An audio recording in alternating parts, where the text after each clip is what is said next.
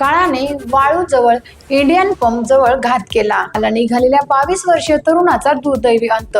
वडील व भाऊ जखमी. सिडकोच्या वाळूंज महानगर 1 येथून बजाज कंपनीत कामासाठी दुचाकीने निघालेल्या एका कुटुंबातील तिघांवर काळाने घात घातला. बकवाल नगर परिसरात रस्त्याच्या कडेला उभ्या असलेल्या लोखंडी सळईने भरलेल्या ट्रकला त्यांच्या दुचाकीने जोरदार धडक बसल्याने 22 वर्षीय तरुण कामगार जागीच मृत्यू झाला, तर त्याचे वडील आणि लहान भाऊ गंभीर जखमी झाले.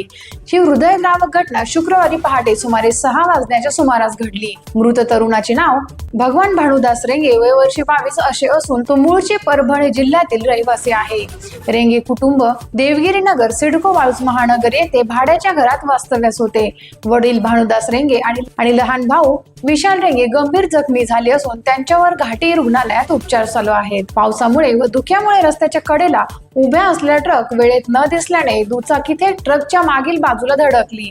अपघातानंतर ट्रक चालक घटनास्थळापासून पसार झाला असून पोलीस त्याचा शोध घेत आहेत. या दुर्घटनेमुळे परिसरात हळहळ व्यक्त केली जाते. टाइम्स ऑफ महाराष्ट्रासाठी छत्रपती संभाजीनगर प्रतिनिधी पांडुरंग गायकवाड यांचा रिपोर्ट.